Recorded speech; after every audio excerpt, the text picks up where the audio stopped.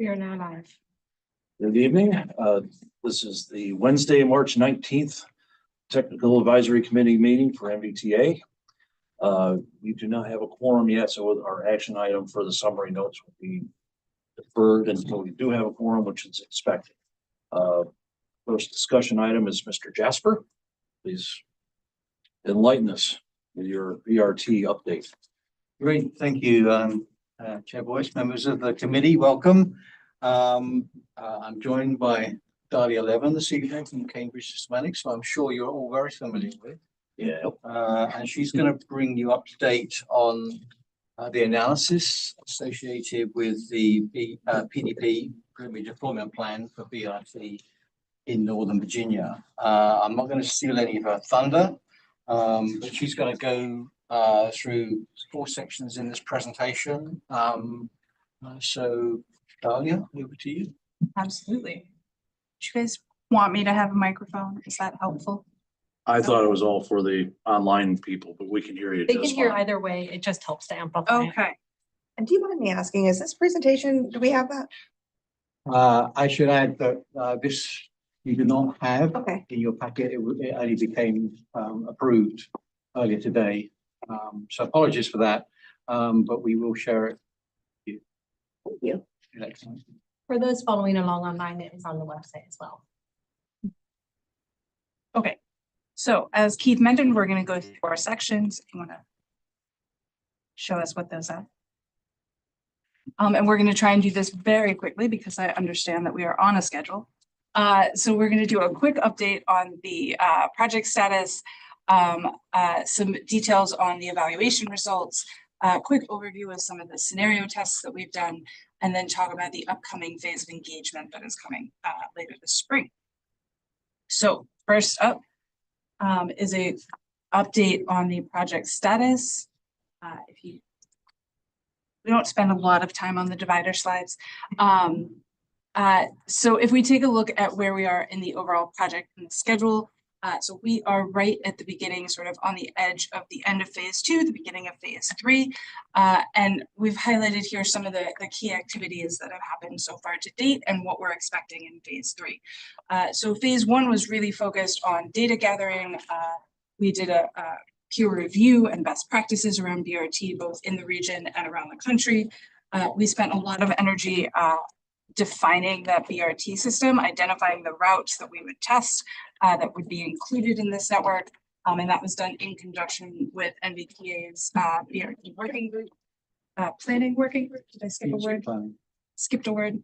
And then we had some public engagement that happened as well to get sort of baseline level of understanding of the public's knowledge of and understanding of BRT in the region.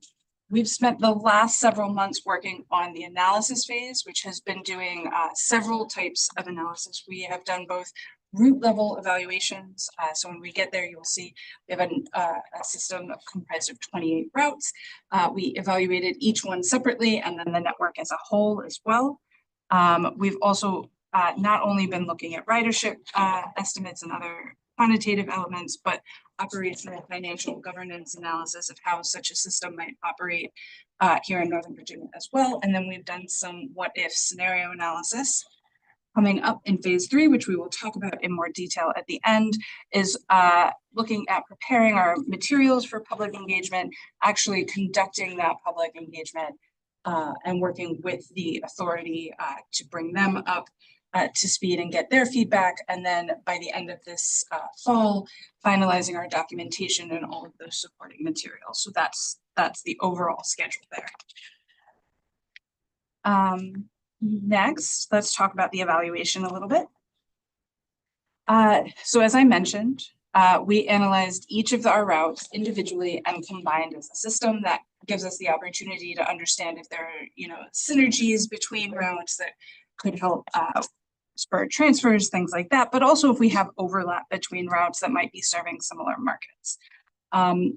Almost across the board, all of our evaluation was conducted for 2045, so this is sort of a long-range look at performance. And we had 8 categories of sort of performance measures that we looked at. And those are shown here, everything from ridership to feasibility. There are a number of sort of specific metrics that fall under these larger categories. So ridership includes things like boardings on the actual BRT buses, but also includes, new transit trips and things like that. So there's a number of things happening in here. Transportation impacts, I'll touch on briefly. This is the sort of broadest category. It touches on everything from congestion reduction and emissions reduction to potential safety improvements, right? So anything that could really happen there, there's a lot going on after that. And the other, just one thing I will point out, Metroway is one of the routes evaluated here. We recognize Metroway does already exist. And so this analysis is actually primarily focused on all the metrics that you'll see today are related to incremental improvements to Metroway. So you may see surprisingly low ridership numbers. That's the additional riders that this new service and the extension would bring, not the total. So I just want no one to be scared when they see this. Okay.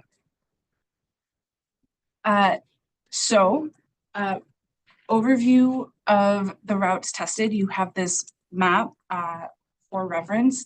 I know that it's a little small right now.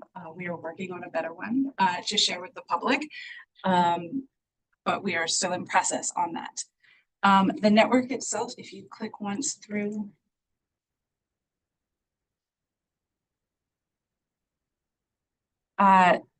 Includes, as I mentioned, 28 routes serving 282 stations that will provide sort of within the half-mile walking distance from stops, BRT service to over 1 million residents, 1.1 million residents, and 860,000 jobs across 9 Northern Virginia jurisdictions.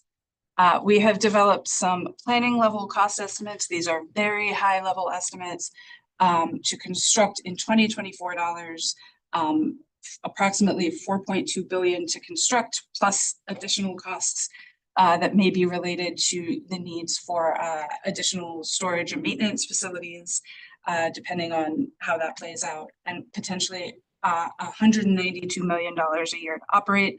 Again, high-level planning estimates based on some service level assumptions that covers that entire system there. So you can see some operating statistics here. That level of system is almost 19 million annual revenue miles a year and over 1 million annual revenue hours, and requires 550 vehicles to operate, which is a lot, and more than 700 drivers. So this is a big system. This is a visionary system for Northern Virginia, and really does stretch across the region, providing a really high quality of service that is both expensive and intensive to operate. So keep in mind, those are all assumptions that are built into some of the other evaluation results. Quick question. Yeah. About that, if you can go back. So where you have the construction cost and the operation cost, does that, when we're talking about construction, does it also include the purchase of vehicles? It does. Does, and the operation includes the hiring of additional staff? Yes. I see at the bottom, it does not include the maintenance facilities and whatnot. Say again? At the bottom, it says new maintenance facilities are not Correct. included. We have an additional estimate for what it would cost if we needed to find new maintenance facilities for the entire 550 vehicles. It's hard to know how much of that would be necessary because some service, right? Some of the existing facilities or planned facilities that are used to house local bus service vehicles might have space as that. So it's a little hard to know precisely. So we're including it there for reference. Some construction will certainly be necessary, but we're not sure if it'll be the entire fleet that will need a new home. That's one follow-up question. And how long, and I am not that familiar with the purchase and operation of buses, so my apologies. How long is it anticipated that those buses will, what's their life cycle? So I will have to double check this. One of the things we've also assumed in here is that these BRT vehicles are zero emissions. And zero emissions buses have a different life cycle than traditional diesel buses do. So I will go back and check the assumptions for you, and we can follow up with you on that.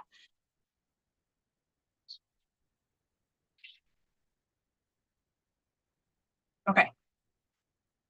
Next slide shows us our initial ridership evaluation. These are boardings on each of the routes. You'll notice that we've got sort of 2 bars here. So I mentioned earlier, we evaluated each route on its own and also as part of the system. And that gave us a range of potential ridership for each of the routes. So the blue bar is sort of the minimum ridership we would expect, whereas the orange is vaguely the maximum. So we would expect, depending on how these are phased and what order they get put in it, the ridership in 2045 on these routes would be somewhere between the top of the blue bar and the bottom of the orange bar. We've put little red stars next to the 5 routes that have already been funded to greater or lesser extent by NVTA. And obviously, as I mentioned earlier, Metroway is on there, but this is the incremental ridership on Metroway associated with some extension and some additional service there. Questions? Metroway would be existing Metro Rail. Metroway Metroway. is the BRT service in Oh. Arlington and Alexandria. Okay. Never mind. Sorry, stupid question. It's okay. Number 2. So That one was. here we have some high level sort of results and findings from across all of those categories of metrics that I mentioned earlier. We have 28 routes and 27 metrics. I did not bring them all for you today. You're welcome.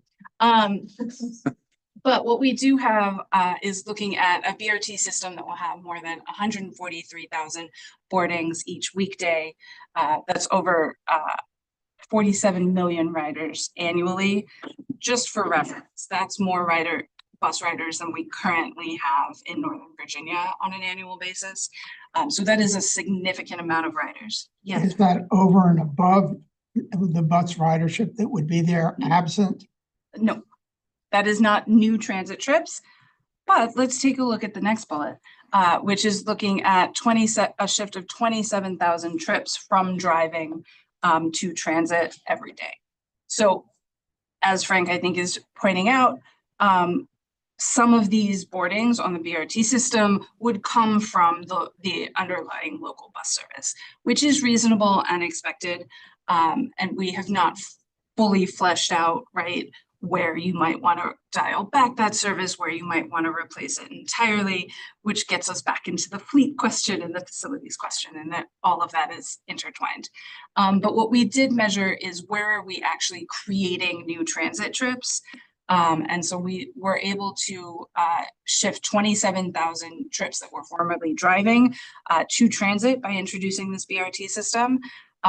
More than a third of those transit trips are trips from equity emphasis areas. So we are able to focus somewhat on those communities. But that shift in travel from driving to transit comes with reductions in congestion, comes with reductions in emissions. So 23 tons of carbon CO2 emissions avoided every day. So some significant improvements on some of those measures as a whole. We're also able to increase access to jobs for residents of Northern Virginia. So for the average resident of Northern Virginia would have access to 17,000 additional jobs within 60 minutes on transit with this new system. Now that averages us out across the entire region. We, done some more detailed analysis on the geographic spread of that. And it's actually really interesting where we're able to bring the most improvements are the communities that don't currently have the really high quality, high frequency transit today. And it provides a lot of connections for those residents and the option to take that transit. Again, the improvements are higher in access to jobs for residents of the equity emphasis areas. So again, we're able to do some really good things for those communities. We've also taken a look at the potential as we reduce driving trips, we can reduce crashes. And so we've quantified about $10 million worth of savings annually in damages and injuries from those crashes that we could avoid.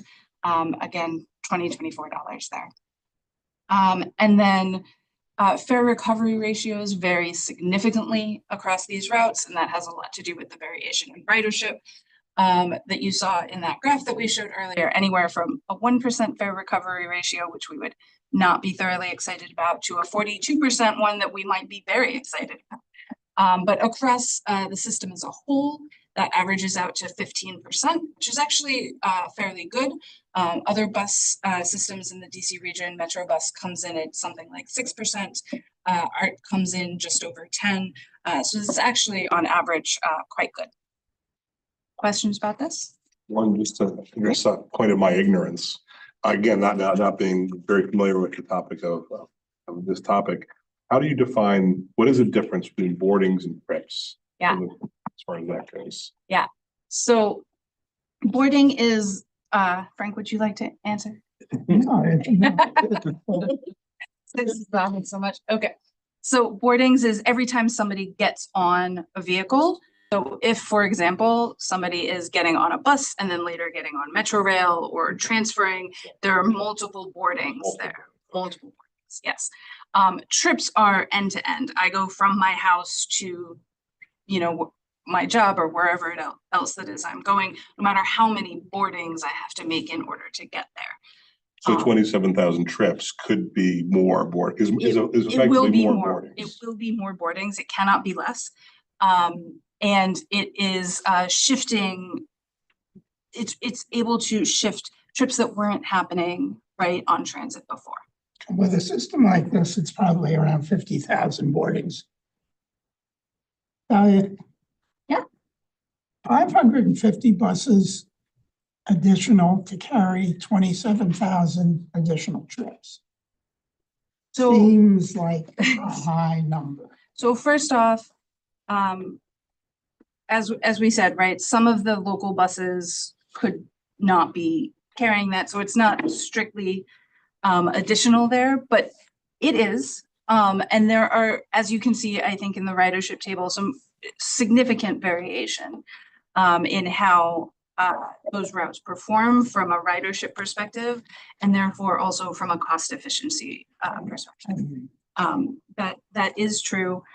I will say the other thing, while we were doing these calculations around the fleet needs, right, how many buses we would need, there's some new research coming out around fleet needs, particularly around electric vehicles and particularly for BRT, because electric vehicles, if you want to maintain their lifespan, which I can't remember how many years it is, but if you want to maintain that, you actually have to, there's a limit to how many miles you can drive them a day in order to get the most use out of them. And to deal with that, you actually, especially on some of these very long routes where there's a lot of miles and you're operating frequent service all day long, you actually have to buy more vehicles than you would normally have to for traditional vehicles. Under current conditions. Like, Technology. Yeah. current technology. Yes. I mean, there are lots of things going on, Yes. recharging at the end of Yes. the routes and in routes. Okay. Yes. All true. Okay. I will say, and I will not go into detail, but happy to follow up with anyone who's interested. As part of the development of this plan, we have also been looking at a number of different sort of considerations that would be necessary to review at a system level.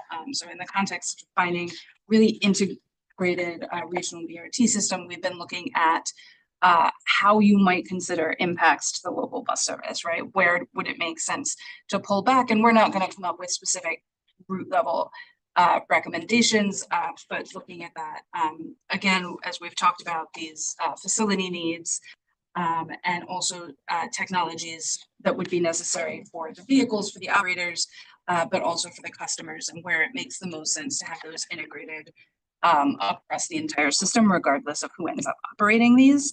And then additionally, we've done some work on looking at funding, which is an uncertain topic at the moment, but we've done some work there, and also looking at governance and how that might impact. It's clearly tied to funding, but how that impacts who operates these routes in the future and how that might want to be organized. So we've done some work there as well. That's less quantitative, but a little more providing that guidance. To that end, is there, I know you have an outreach phase coming next, but Yes. to the end of what you just spoke about, has there been engagement, or do we understand or know the interest or appetite that these 9 jurisdictions have for these systems? Or is that kind of late? I'll say yes and no at the same time. As we mentioned, the BRT Planning Working Group, which is comprised of the jurisdictional staff, Okay. has been involved in, and we've met with them more often than we have met with you on this particular project. So they've been involved in these discussions. I think the question of who's operating these has been so far addressed at a route by route level with the individual jurisdictions. So Metroway in Arlington and Alexandria is operated by Metro. The one, which is probably the next one to come online in Fairfax County, the county wants to operate that one. I believe the city of Alexandria wants to operate the West End Transitway and Duke Street. Route 7 still remains a question, and that's one we have decided not to wade into, as we believe that needs to be negotiated. But I think the question of that governance needs to be likely addressed at a system-wide level, and that's something that will have to move forward after this study is done. Thank you. I forgot that you had a working group, but that involved them, so I didn't hear that part. That's great. I can also add that from time to time we have briefed the authority on this work. So while we've not gone into the details that we're sharing with you, last summer, in June and July, we had 2 work sessions with the authority about the engagement work that we had done in phase 1. So at that stage, they were certainly aware that we were looking at different routes across the region. So, not a negotiation, but certainly an awareness. Okay. And that is our evaluation section. Keith, you want to talk about the scenarios a little bit? Yeah, if you just go to the next slide. I just want to jump in here quickly. In the last 2 iterations of transaction, our long-range plan, we've undertaken what we call scenario analysis. And scenario analysis, the way we see it, is a method to kind of scientifically address points of uncertainty in long-range transportation planning. It helps us just understand things a little bit better. So the numbers that Dahlia has shared with you so far are from what we call our standard forecasts. And all of this is based on an enhanced version of the COG model. So we're kind of building on things that already exist and making them more appropriately, fit for purpose, for our purpose. But when it comes to scenario analysis or sensitivity testing, it's very important to understand that we're not predicting or indicating a preference for a different form of what future travel demand might look like. We're just identifying some things to see how the numbers that Dahlia has shared might turn out differently under different futures.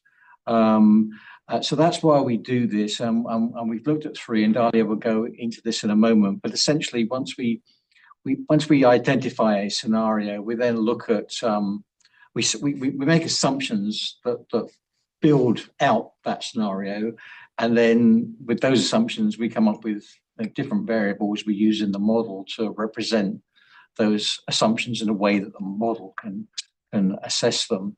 And then we just simply rerun everything with the same BRT network. We get instead of 1 set of standard forecasts, we have that plus 3 other sets of forecasts to reflect the 3 different scenarios we've looked at. But then we can compare what things maybe would make ridership better, make congestion reduction better or worse. And so in doing that, we kind of just get a better feel for what the sensitivity of various things is in the standard forecasts. But you know, it's an assumptions-based approach. It's not a prediction or a preference, but we do consider the scenarios to be somewhat plausible, so they're not kind of completely wacky, off the park kind of things we're looking at either. So, just with that context, I hand you back. So as Keith said, we have tested 3 of these, and they are listed here. And I'm going to very briefly do an overview of what those were on the next slides. So I think we missed one. There we go. Yellow first. Okay. For those of you who were with us for transaction, this will actually look very familiar. This was looking at a post-pandemic new normal scenario. So for reference, the modeling tools that Keith was mentioning have not been, refined and recalibrated to account for changes in telework and travel patterns that have happened since the pandemic. And so they still estimate things as if everyone were going to work every day. Now, I know over the course of the last 8 weeks, that has also changed in the region. So bear with us. We're trying to keep up. So this scenario would look at increased telework for those workers that are able to telework. So essentially, office workers, there's some decrease in other work-based trips. So if you don't go to the office, you also don't walk from the office to lunch and back again. And there's been some replacement of shopping trips with at-home deliveries, just as differences. Generally speaking, that results in less travel in the region when we think about that. And that actually had some impacts on our BRT ridership. So instead of 143 riders, which is what we saw in the standard forecasts, we see a 9% decrease. That's to 130,000. There is less congestion and lower VMT emissions on the roads already because there is less travel. There's less for the BRT system to do in that world, but it is a relatively small decrease in ridership at 9%. The second scenario, which I believe is blue, yes, okay, is we looked at a BRT-oriented land use scenario. And this was looking at, can we reallocate some of the planned growth in Northern Virginia so that it is a little bit more focused along the BRT routes that we've identified and at those station areas. So in particular, what we did was we looked at the growth that is planned between 2030 and 2045. So this is based on the MWCOG cooperative land use forecasts, estimates of how that land use is going to grow. And within jurisdictions, we moved some of that growth so it would be closer to those proposed BRT routes. So the total population and employment within any jurisdiction in Northern Virginia stayed the same. It just moved closer to those BRT routes. We did not move anything that was adjacent to Metro Rail or VRE. So we're not trying to, rob Metro Rail in order to feed BRT. That's not a thing that we did. So we were able to shift about 15% of the planned growth between 2030 and 2045 closer to these BRT stations by doing that. That resulted in a moderate increase in ridership, about 1.5%, based on reallocating some of those things. Now, the rules that we set for ourselves in that land use scenario, sort of limit what we can do there, as many of the jurisdictions have already aligned their land use plans with the existing high capacity network and the plans for it. So there are limits to how much we can really do with this. And then our third scenario was looking at the potential for implementing transportation pricing and incentive mechanisms. Again, this looks very similar to a scenario that we looked at as part of transaction for those of you who were around at that point. But the notion here is, what are the incentives, both positive and negative, that we could use to incentivize use of non-drive alone options? And so some of those key assumptions are that there's VMP pricing on all the roads in Northern Virginia. And that varies by income level, so as not to disadvantage low-income households. There's an increase in parking costs across the region, so making it a little bit more expensive to park your car when you get somewhere. We have removed transit fares, so we're assuming that all transit in the region is free to encourage people to use it. And we have implemented some financial incentives to help shift travel times out of the peak periods when we are the most congested. I will say that in the level of incentives that we've looked at, combined with the BRT, really do encourage the use of transit. And unlike some of the numbers we saw in the standard forecast, we are seeing more than 200,000 trips shift from driving to transit on an average day. These are order of magnitude really higher than those standard forecasts. We're looking at average daily boardings on the BRT system of more than 243,000 a day. So that's 100,000 higher than our standard forecasts. And that therefore that has really significant impacts on congestion levels, CO2 emissions, and other transportation impacts as well. And we have summarized some of those on the next slide. So you can see our standard forecasts there in gray, showing that 143,000 riders per day on the BRT system. You can see there are some changes based on those three scenarios that we just talked about. Some are more significant than others. Some have more significant assumptions than others. Questions? Okay. So the last piece is just a little preview of the engagement activities that are coming up over the spring. So our goals for stakeholder and community engagement are to educate both the public and stakeholders about BRT and the BRT preliminary deployment plan, but also to build awareness of BRT generally across the region. And so we've been doing a lot of work to help figure out how do we convey those benefits, how do we educate the public about the benefits, and stakeholders as well to get everybody excited about moving this forward. We also want to gather feedback on the draft plan that will be developed. So we are sharing that recommended network and want to get their feedback on the routes, what the plan is, and hear what they think about those. To do that, we've already done actually some focus groups, and that was focused on helping us understand how members of the public will react to the materials we want to share. So we had put together some draft materials that we were thinking about sharing with the public. We got a lot of feedback on those and are adjusting them to make them easier for the public to understand and to orientate themselves with. But also how we communicate about BRT and those benefits to the public. They were able to tell us what we were saying that confused them and what didn't, so we can fine tune those messages. There will also be an online questionnaire for people to provide input, both about specific routes and the plan generally. And we will be trying to gather more feedback on those questionnaires through the use of pop-up events. I believe we have 10 that we're planning in April and May at events and gatherings around the region. We will have staff on site, multilingual staff on site to help people, to help explain what we're looking at, to gather input, and to help folks fill out those questionnaires so we can get a wider range of feedback from the public. And then we're also looking at stakeholder events with the business community, with the authority, and with others to make sure we're building awareness there as well. And so just a brief overview on that schedule. We have, as I said, already conducted the March focus groups.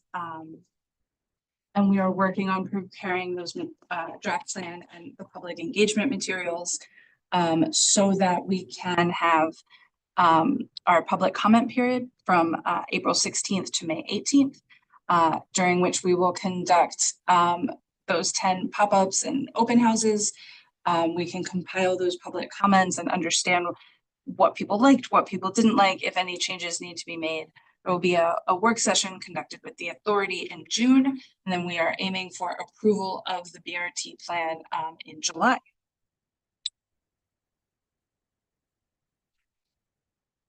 In developing your cost estimates, what level of BRT, which, gold standard, silver, bronze, what qualities did you assume? And did you go into the constructability, or did you leave that up to the local jurisdiction representatives?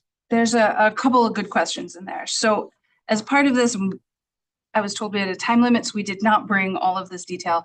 There are 5 different BRT types that have been assigned to various segments of these networks, and they range anywhere from the gold standard separated dedicated bus lanes through something we're calling BRT Express that may operate on existing hot lanes or other facilities, and sort of everything in between.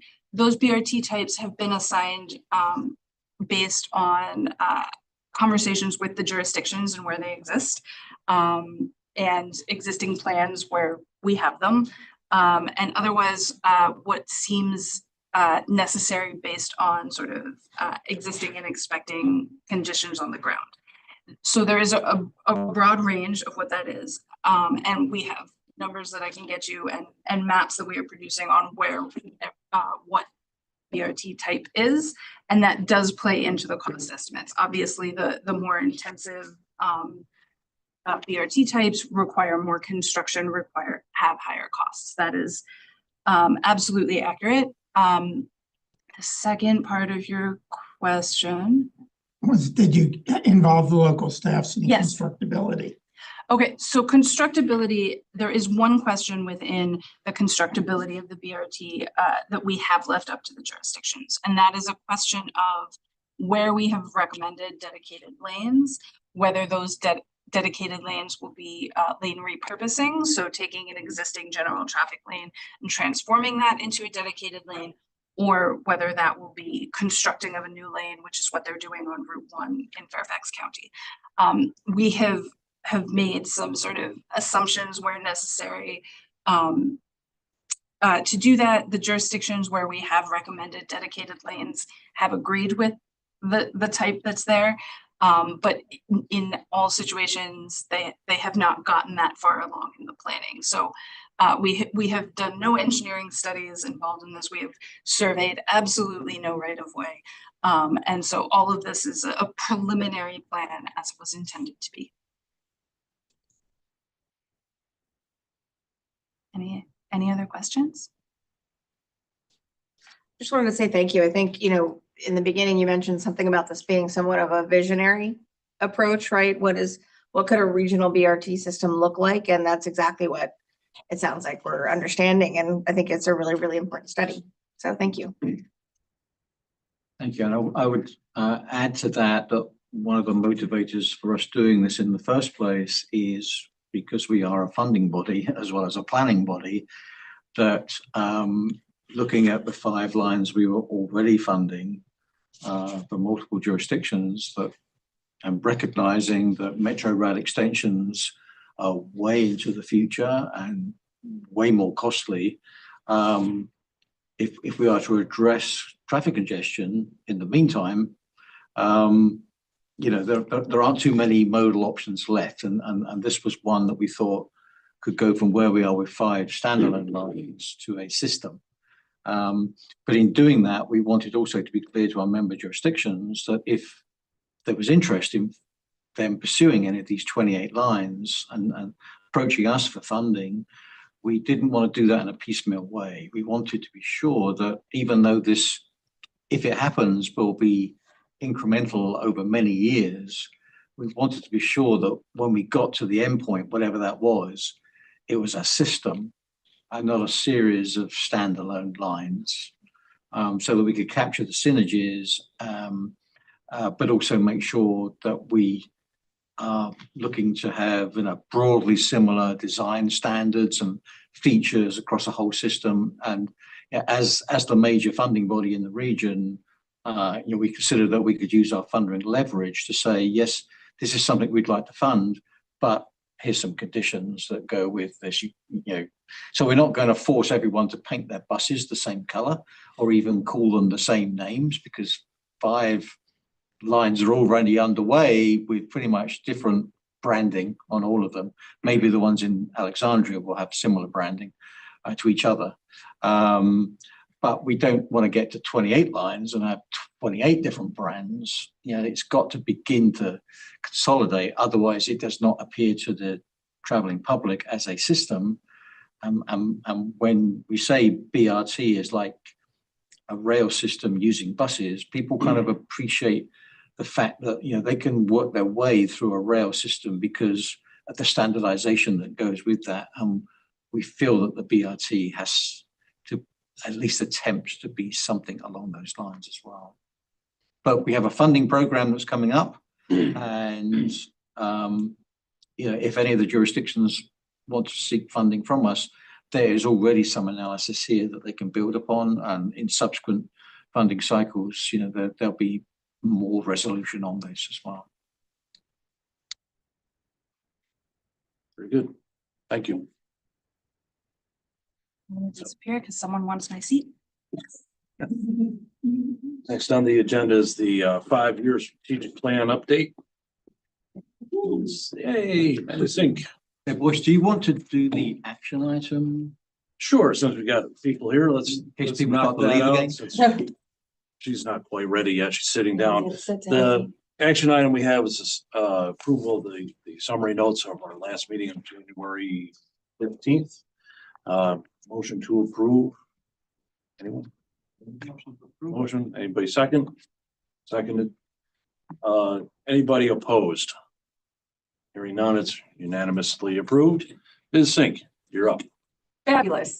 Good evening, Chair Boyce, members of the TAC. I'm Amanda Sink, the Project Delivery and Grants Manager at NBTA, and I also have the wonderful task of leading NBTA through its next strategic plan update, which I'm going to be briefing you tonight.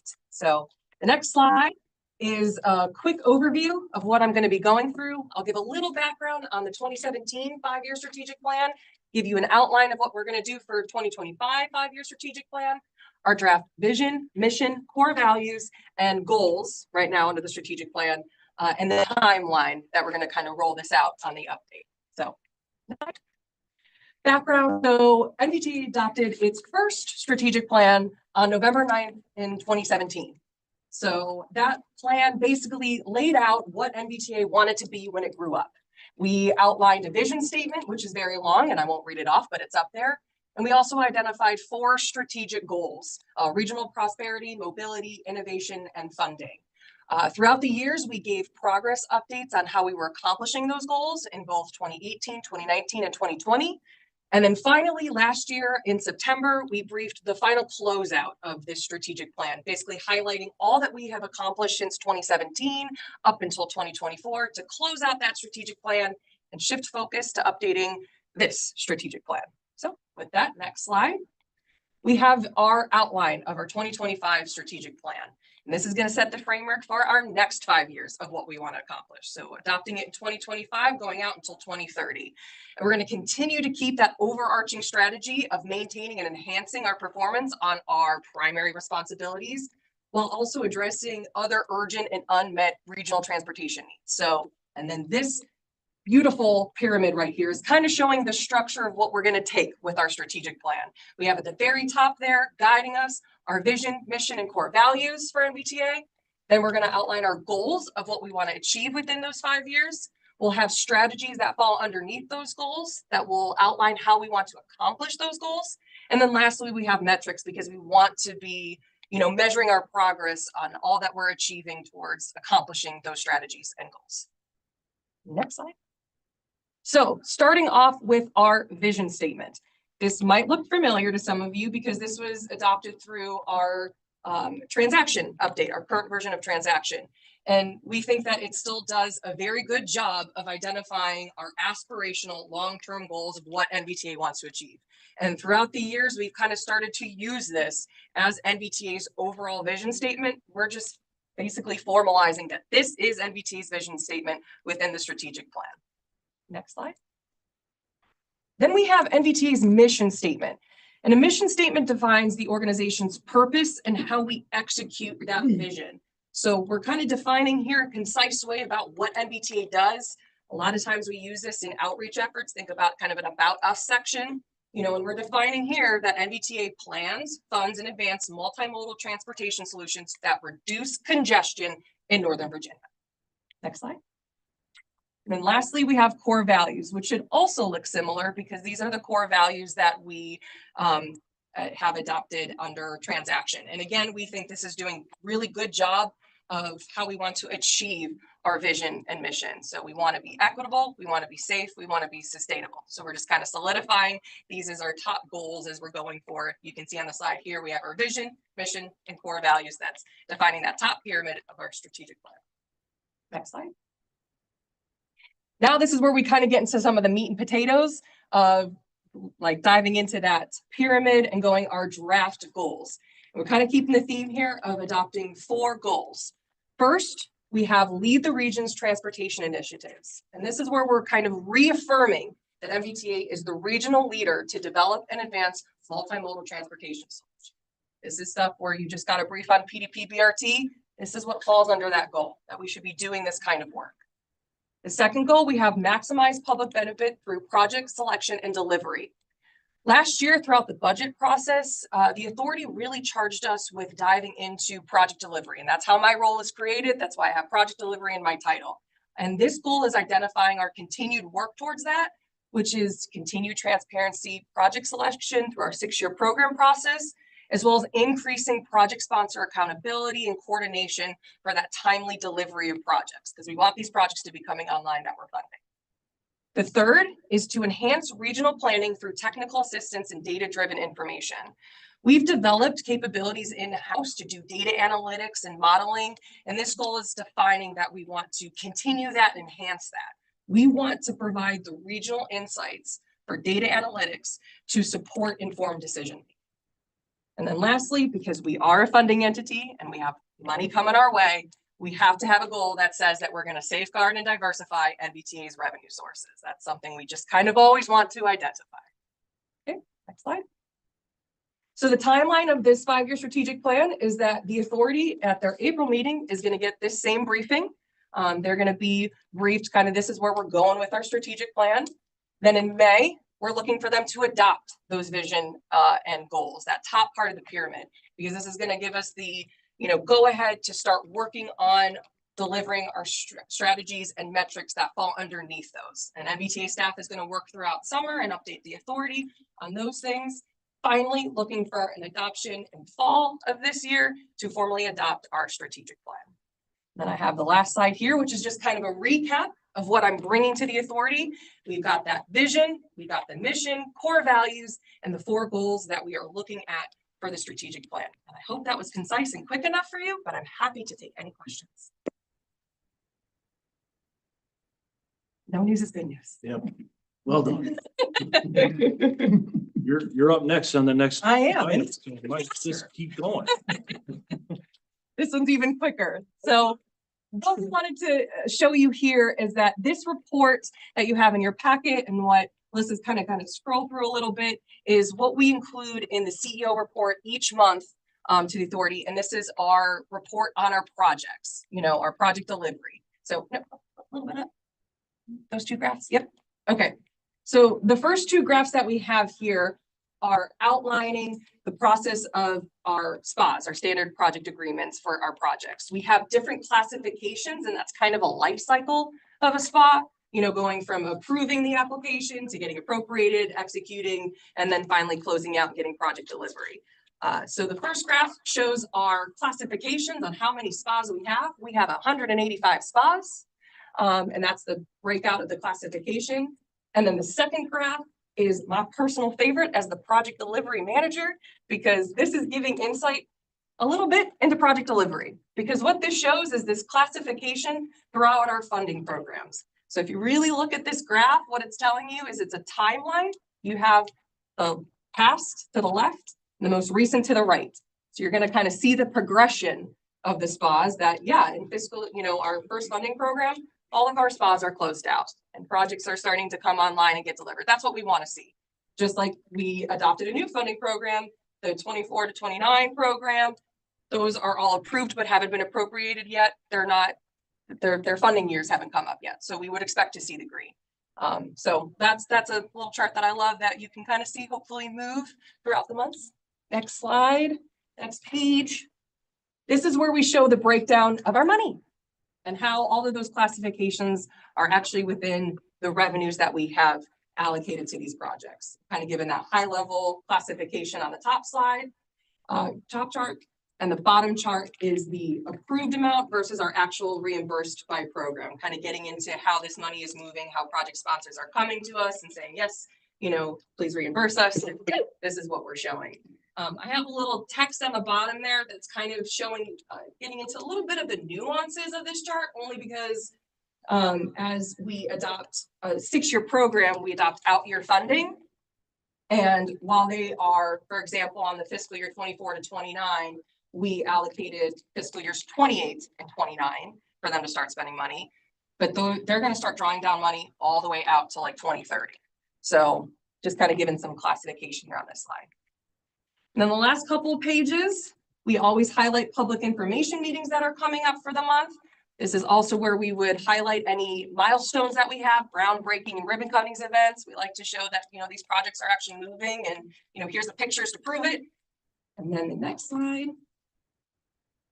We start getting into substantive project status updates. So every month, if they have an active SPA, project sponsors are required to give us monthly status updates on where they are with their projects. And this is where we're calling out the substantive updates that they have, because we don't want to give you a big book of all the SPAs and where they are. So this is kind of where the projects are coming, if they've started or completion of phase, major engineering progress, if the project completion dates have changed. This is where we're kind of calling it out to give a snapshot of these projects moving. And then if you scroll down, there's kind of a new section in here. This isn't monthly, but what will be going to the authority in the budget cycle is our appropriations. So while that's all wrapped up in the budget, we did want to kind of highlight where these projects are. So this is giving an insight on the project status of how these projects are advancing, because some of them are already starting work. They just didn't need MVTA funding yet. And we wanted to kind of highlight that to get a bigger picture than just what you see the budget numbers. And then lastly, we have the flagged projects. So project sponsors are supposed to give us updates, and when they don't, they make this slide. So if they haven't given us updates for 3 months consecutively, they get in that table there. That's kind of the no-no. Give us an update. And then we also flag they are supposed to give us monthly. Sometimes project sponsors don't give us something for a month. We just kind of note that because that is a requirement, but not necessarily so big. But yes, this is a report that we give monthly for project status updates. We just kind of wanted to highlight it for you guys if you're interested. Every month, CEO report, just all the way down at the bottom of the authority packet where that information is. So, any questions? I love it. Great. Thank you. Just out of curiosity, as I live in Arlington, is this a normal thing as far as those projects go, or is that? We're not giving updates, Yeah. or they're getting better now that we have this focus on project delivery, and we kind of created a team to help coordinate with them. I want to say this list used to be a lot longer. If you go back a year, we had a lot of people that weren't getting updates. So I would happily say that this is not becoming the norm, is that we're getting updates. So, and I have reached out to Arlington County. We're trying to also get that project sponsor feedback and touch base and make sure that we're all on the same page and what MBTA can do to help them. So they are addressing that, and hopefully they will come off for this next month.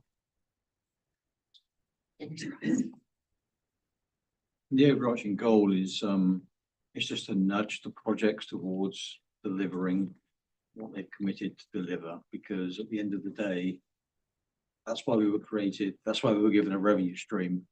We want to see the projects at the end of the day as soon as possible.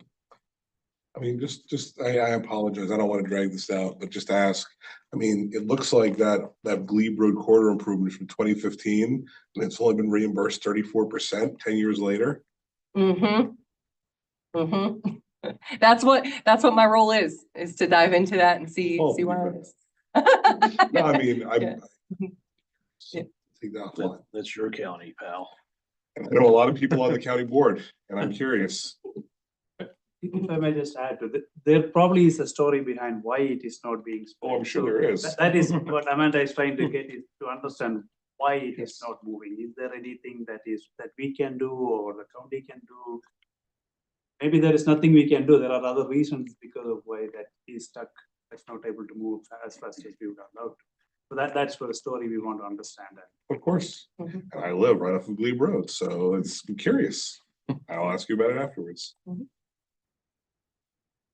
One thing that's not there, but I want to remind you is we also have a public facing dashboard, novagateway.org, where you can see all these projects and their current status. That's also usually called out in the CEO report. This was just kind of cleaned up for the TAC, the cover portion, but we have a little call out right there. You can always get real-time updates on, the gateway, and we link it so people can go there if they want updates. Because this is always updating. Yeah, when Amanda's real time, if reimbursement is paid, if a SPA is executed, if a project is completed, as soon as that enters our system, it's reflected in the dashboard. This was all as of, I believe, March 3rd, and we had the reimbursement here. And since that date, we have crossed the 1 billion mark. So we have reimbursed $1 billion for our projects officially, happened mid-March. So, and that is shown on the gateway. Thank you. Are you playing the part of Ms. Backman tonight? Poorly, but yes. Well, obviously. She does apologize. Other commitments came up for the evening. But she did want me to let you know, and Alyssa's already sent you an email on this. The annual Transportation Roundtable is coming up on April 9th, Wednesday, April 9th.